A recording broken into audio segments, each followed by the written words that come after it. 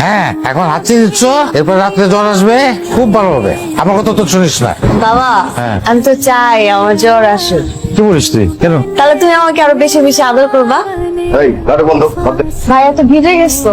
রাব্বা টাকা লাগবে, আমার কয়েক লাখ টাকার ব্যবস্থা করে। 1 লাখ টাকা মানে? তুই তো একটা আধুনিক যোগ্য না, একটা টাকাও পাবি না তুই আমার কাছ থেকে। টাকা লাগবো মানে টাকা লাগবো। টাকার ব্যবস্থা যদি না করে দেন তাহলে কেমনে টাকার ব্যবস্থা করতে হয় ওটা আমি খুব ভালো করে জানি।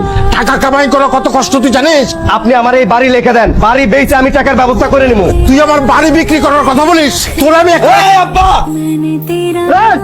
জনর নেশাখোর গামছুটি আব্বাকে হাত তুলিস। তুই কি করলি? এটা তুই আমার গায়ে হাত তুললি। তোরে তো আমি বাঁচাই রাখুন না, তোরে খুন করে ফেলা মাঝখানে। তোরে বাঁচাই রাখুন না আমি। হ্যাঁ, হ্যাঁ বাবা, হ্যাঁ বাবা, হ্যাঁ বাবা। স্যার, তুই যা চাস আমি তাই দেবো, তুই যা চাস আমি তাই দেবো। স্যার, তুই যা চাস। আমার মেয়েটারে মেরে ফেলেছে স্যার, আমার মেয়েটারে মেরে ফেলেছে। আব্বা, আব্বা চলে আসছে। আব্বা, আমি চলে আসছি। আব্বা, আব্বা, আব্বা, কি আছে? আমার আব্বা, আমি ভাই তো আমার আব্বা। ভাই ভাই ভাই ভাই, চিন্তা করবেন না, আপনার বাবার শরীরটা অনেক দুর্বল আর উনি মানসিকভাবেও শক্ট হয়েছেন। হাসান না? জি স্যার, আমি হাসান। আমি কোথায়? এটা কার বাড়ি? স্যার এটা আমার বাসা স্যার, আর আপাতত আপনাদেরও বাসা। চেনা নাই জানা নাই, নাম ধাম কিছুই নেই। আমার মনে হয় কি বুঝছো, ছেলেটা ইয়েতিম, কেউ নাই। দেখছো কি মায়া ভরা চেহারা। কি বলে যে আপনাকে ধন্যবাদ দিব? আমি চিরকৃতজ্ঞ থাকবো। বাবা যত দ্রুত সুস্থ হয়ে যাবে আমরা এখান থেকে চলে যাব। দূরে গেলে কি আপনি করে বলতে হয়েছিল? আচ্ছা তোমার নাম নাকি হাতান? আমার নাম হাতান না, আমার নাম হাসান। এই তুমি এত চিনি খাও কেন? চিনি অনেক মজা, খাবে তুমি? মজা না? মিষ্টি। আজকে থেকে তোমার নাম চিনি। যেরকম চিনি খেতে অনেক মিষ্টি, তুমিও মিষ্টি। মা মারা যাবার পর ভাইয়া জুয়াতে চড়াইছে। এলাকার চেয়ারম্যানের পোলার সাথে নিশ্চয়তা আরো ভালোভাবে চড়ে, কিন্তু এবার ভাইয়া যেটা করলো আমাদের সাথে সেটা। চিনি তুমি একদম আপসেট হও না। স্যারের এত কষ্ট করে তিন করে বানানো বাড়িটা থেকে স্যারকেই বের করে দিয়েছি কাজটা কমপ্লিট করে। আর আমি পরিবার বলতে কিন্তু এখনো তোমাদেরকেই বুঝি। আর এত ভেবো না, সব ঠিক হয়ে যাবে। শোনো, রেডি হয়ে নাও, আমরা একটু বেরোবো। কেন? তুমি ভুলে গেলেও আমি ভুলিনি যে তোমরা এক কাপড়ে ঢাকা এসছো। রেডি হয়ে নাও, বেরোচ্ছি। কেমন লাগছে আমাকে? মায়াবী। মায়াবী? এটা আবার কি তোমার ফ্রেন্ড? তুমি আর কত নাম দিবা? স্যার, এখানে আপনার জন্য কিছু শার্ট আর ফটো আছে। জয়া আমাকে আপনার সাইজ সম্পর্কে সব বলেছে স্যার। আশা করি আপনার পড়তে কোনো অসুবিধা হবে না। কেন বাবা, তুমি আমার জন্য এত খরচ করতে গেল? স্যার, মানুষ আয় রোজগার কাদের জন্য করে স্যার? পরিবারের জন্যই তো করে। আর আপনি তো আমার বাবার থেকে অনেক বেশি। জানি না কোন মুখে বলবো, আমি তোমার সাথে অনেক অন্যায় করেছি বাবা। না স্যার। তুমি আমারে ক্ষমা করে দিলে বাবা। স্যার কি করতেছেন স্যার? বাবা কখনো সন্তানের কাছে ক্ষমা চায়? তে আমার বাবার থেকে অনেক অনেক বেশি স্যার। আমার শরীরের এই চামড়া কেটে আপনার পা মুড়াই দিলেও এই ঋণ শোধ হবে না স্যার।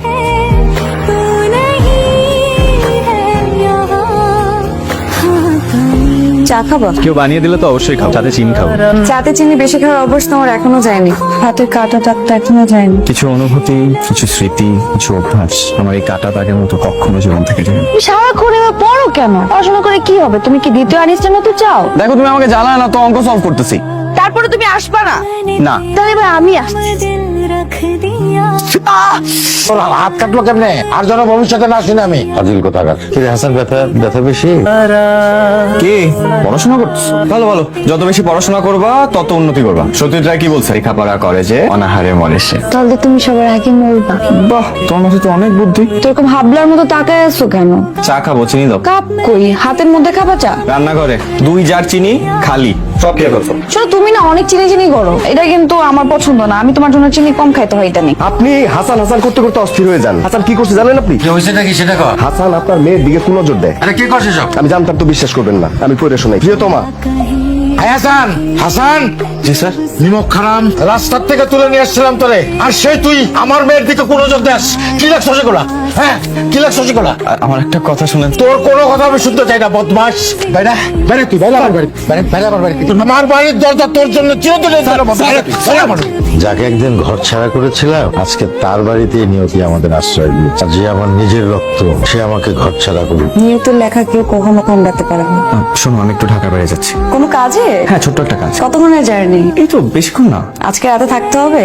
না, যত জলদি শেষ করবো তত জলদি চলে আসবো। আমি ভাবছিলাম যে একটা চাকরি নিব, তারপর বাবাকে নিয়ে একটা ছোট বাসা থেকে উঠে যাবো। আচ্ছা, সেটা পরে দেখা যাবে। আমি গেলাম। এই দাঁড়াও দাঁড়াও দাঁড়াও, চশমাটা কে নিবে? আমি না থাকলে তোমাকে যে কে গুছিয়ে দিবে? তুমি তো গুছিয়ে দেওয়ার ভয়ে অন্য বাসা নেওয়ার জন্য অস্থির হয়ে যাচ্ছ। বলেছে স্যার আমাদেরকে ট্র্যাক করছে স্যার। স্যার জি স্যার জি স্যার জি স্যার। এই কি হচ্ছে এখানে? আসসালামু আলাইকুম স্যার। স্যার কি খাবেন স্যার? কফি খাবেন নাকি কোকো? আমি চেয়ারম্যানের একমাত্র সুযোগ্য সন্তান। আপনি কি কি করেন আমাদের সব জানা আছে। স্যার আমি আবার একটা ফোন দিই স্যার, একটু কথাটা শোনেন স্যার। হ্যাঁ, আপনি ওঠেন। বিশ্বাস করেন স্যার আমার কোনো দোষ নাই। এই যে নাসিরের দেখলেন যা হয়ে গেল সব ভুল কইছে। হাসান তুই? শারাপ, তুই মানে?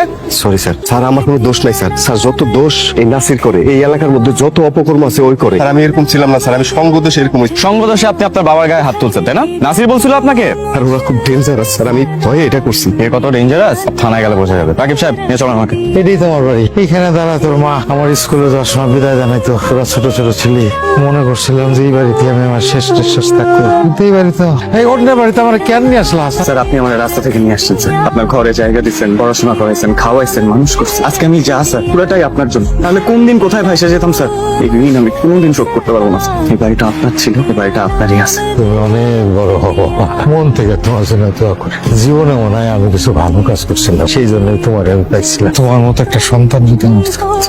স্যার, আমি কি আপনার সন্তান না? আর তুই তোমার সন্তানই। আব্বা বিশ্বাস করো, বিশ্বাস করো আব্বা, আমি অত খারাপ না আব্বা। তোমার মতো একটা মানুষের রক্ত আমার শরীর আব্বা। স্যার, আমরা ছোটবেলায় দুষ্টামি করলে আপনি আমাদের মাফ করে দিতেন না স্যার? ওর ভুল বুঝতে পারছি। ও রিহাব থেকে সুস্থ হয়ে ফিরে যদি পড়াশোনা শেষ করে, তাহলে আমি ওরা মাফ করতে পারি। আব্বা আজকের পর থেকে তুমি আমার যা কইবে আমি তাই শুনবো। স্যার ঠিক আছে বাবা, তাহলে আসি। বেঁচে থাকো বাবা। আব্বা আমার একটা কথা ছিল, হাসান আর জয়া দুজন দুজনকে পছন্দ করে। এই পছন্দের জায়গাটা আসলে আমি নষ্ট করে ফেলাইছিলাম। আমি তোমার একটা অনুরোধ করতে চাই আব্বা, তুমি হাসান আর জয়ার হাত দুটো এক করে দাও। ওদের যদি কোনো আপত্তি না থাকে, তাহলে আমার কোনো আপত্তি নেই।